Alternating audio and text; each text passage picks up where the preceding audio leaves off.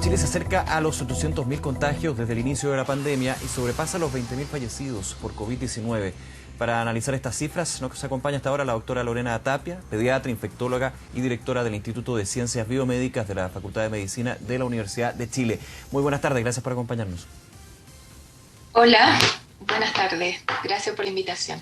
A ver, veamos un poquito el contexto, y quería llegar un poco, como lo hemos hablado tantas veces, doctora, sobre la situación de la pandemia actual, desde la infectología.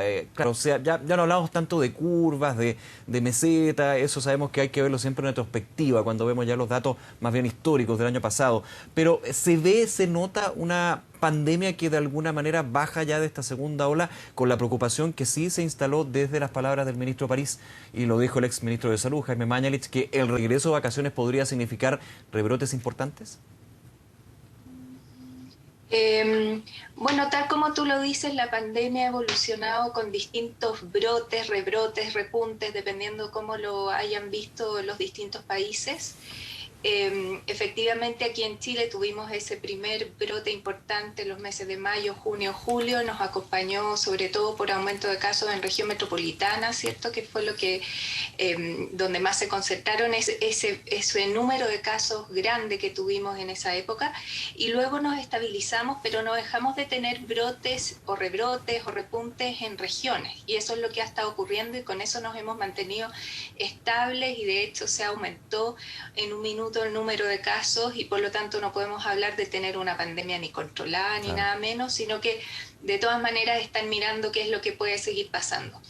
Efectivamente, tal como pudo haber pasado también en otros países, en la medida que vuelve la gente a las grandes ciudades se pueden producir estos nuevos repuntes de casos, y para el caso de la región metropolitana, donde vive más gente y donde se pueden producir más contagios y conducir de nuevo a un nuevo repunte de casos, es donde uno tiene que estar siempre atentos e insistir en que tenemos que seguir cuidándonos porque el virus sigue aquí.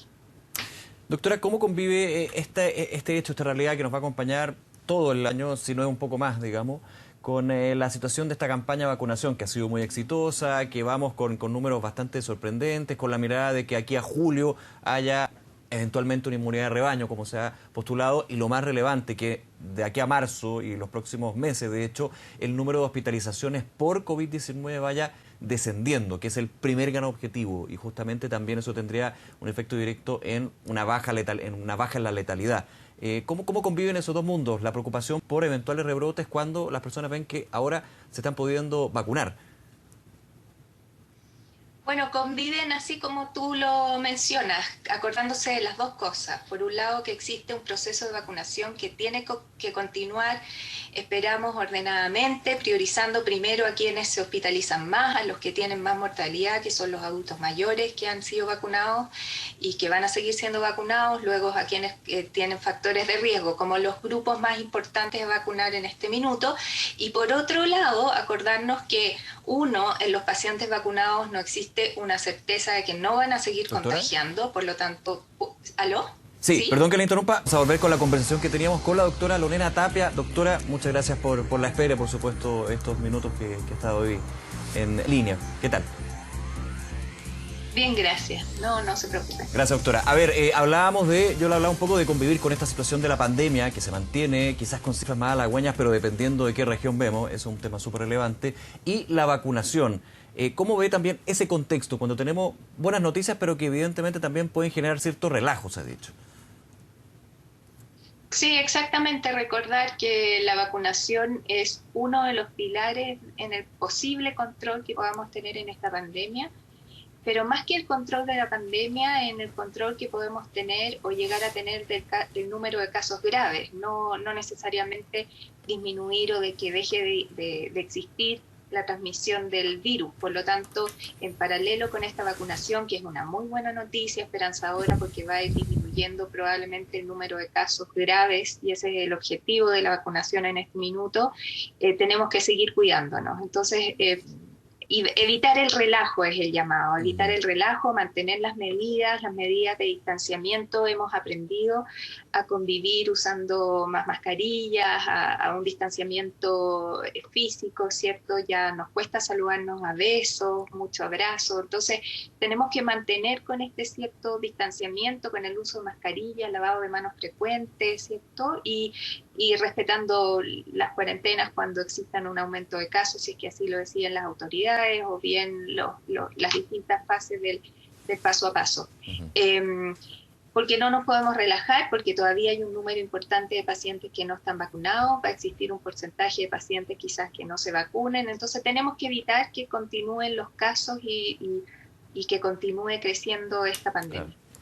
Ahora, la próxima semana se da un hito importante en todo esto que estamos conversando, que es el inicio del año escolar, que se ha dicho desde el Ministerio de Educación, se prioriza lo que es la presencialidad en las salas de clases, pero de manera voluntaria, gradual y segura. ¿Cómo ve usted también lo que puede ser esta vuelta a clases, vuelta a las aulas, también con la situación que han tenido que vivir los niños y niñas?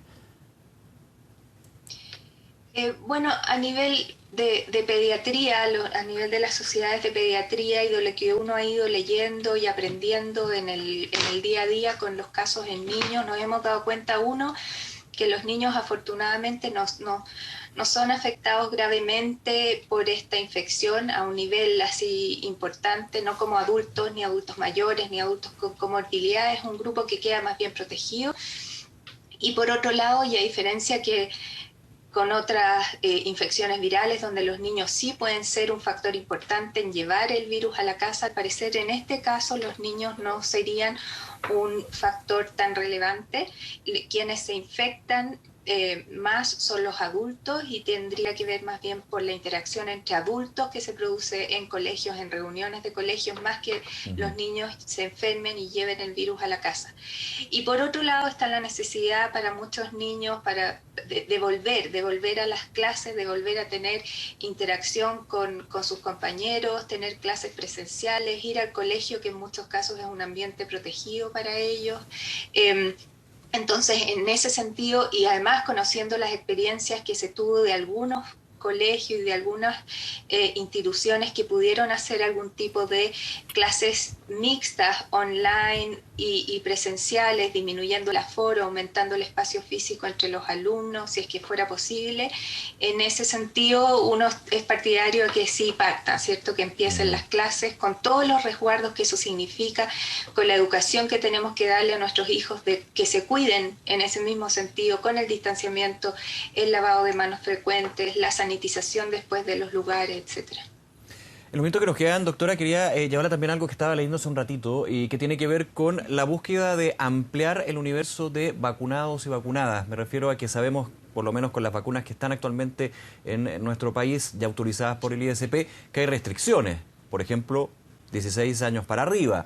También no se recomienda para mujeres embarazadas, porque obviamente hay un estudio ahí que se tiene que desarrollar con todas las dosis. Y estaba leyendo que el laboratorio Pfizer y BioNTech ya de hecho iniciaron pruebas, un ensayo clínico a nivel mundial para embarazadas mayores de 18 años. ¿Cómo se evalúa también esto? ¿Podría ser un avance? Obviamente está en un ensayo clínico para que justamente sean las embarazadas quienes también puedan acceder a la vacuna contra el COVID-19.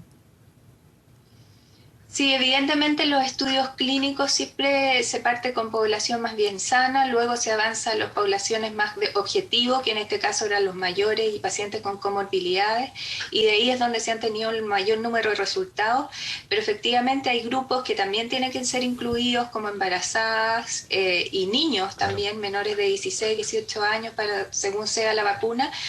Y esos estudios también se están planificando de manera de tener los datos luego y poder llegar a tener vacunación en esos grupos también. Teniendo buenos datos, es muy posible que la vacunación se plantee también en esos grupos. Y es bien probable, por ejemplo, en embarazadas que se puedan finalmente vacunar, como las vacunamos para otro tipo de agentes, como influenza, como bordetela, como tos convulsiva, ¿cierto? Son vacunas que se se incluyen en el manejo y en el control de embarazadas son vacunas que deben recibir las embarazadas, y en este caso también tenemos esperanza que los resultados puedan permitir vacunar también a embarazadas que pudieran también estar en riesgo de infectarse y enfermar gravemente. Eso por un lado. De hecho, también dentro de este ensayo clínico, los próximos meses, leía, niños entre 5 y 11 años también se van a sumar al ensayo para justamente poder abordar a los más chicos, que actualmente no, claro, tienen una ventaja con respecto al adulto. Igual se contagian, igual pueden contagiar, pero de todas maneras, estadísticamente hablando, tienen un escenario distinto a los adultos. Pero igualmente lo ideal es tener todos los grupos vacunados. Aquí también se está incluyendo a los niños, obviamente va a demorar un tiempo. Exacto. Ellos ya habían empezado con los mayores de 12 años y ahora están bajando más la edad a mayores de 5, por eso mismo, porque en un virus en que tienes una alta transmisión, lo ideal, y si es que tú logras confirmar que también cae algo la transmisión entre los vacunados, tú vacunando un mayor número de población pudieras lograr que la transmisión o la circulación del virus baje. Y eso podría ser también un objetivo importante a considerar más adelante. Actualmente están enfocados en disminuir los números de casos graves, pero es algo que hay que ver a futuro. Bien, doctora Tapia, muchísimas gracias por acompañarnos esta tarde y que esté muy bien. Hasta luego. De nada, hasta luego, que estén gracias. bien.